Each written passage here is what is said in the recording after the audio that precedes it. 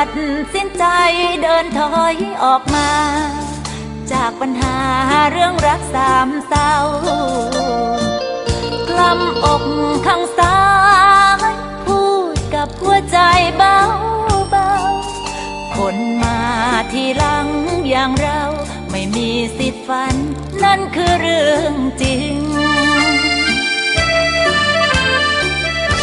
ถึงแม้ต้องนอนกินก่อนน้ำตา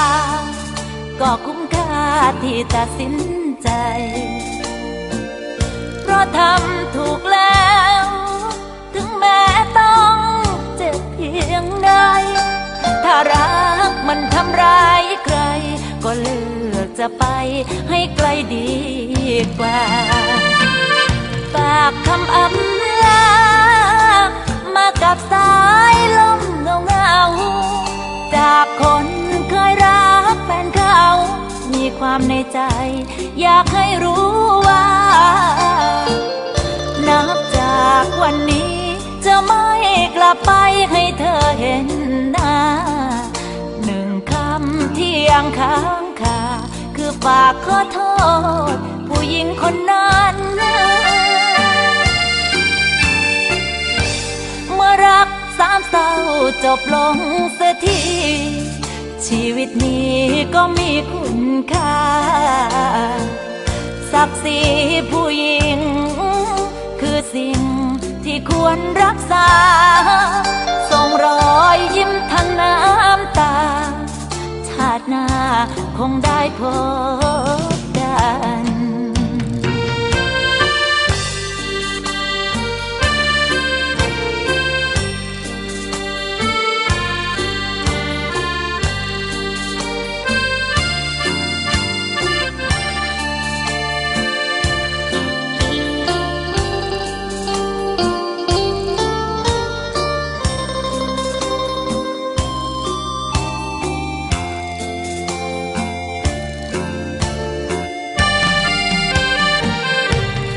คำอำลามากับสายลมเงาจากคนเคยรักแฟนเขามีความในใจอยากให้รู้ว่านับจากวันนี้จะไม่กลับไปให้เธอเห็นหน้าหนึ่งคำที่ยังค้างคาคือฝากขอโทษผู้หญิงคนนั้นเมื่อรักสามเศร้าจบลงเสียทีชีวิตนี้ก็มีคุณค่าศักดิ์ศรีผู้หญิงคือสิ่งที่ควรรักษาส่งรอยยิ้มทั้งน้ำตาชาติหน้าคงได้พบกันหากแม้นมีวาสนาชาติหน้าคงได้รักกัน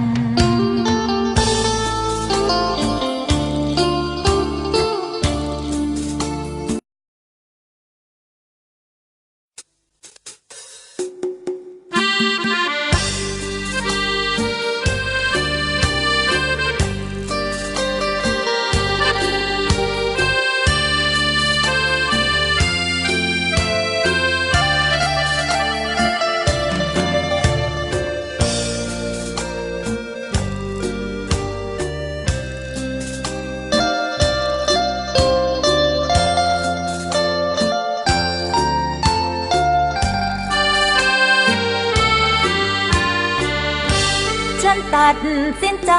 เดินถอยออกมาจากปัญหาเรื่องรักสามเศร้า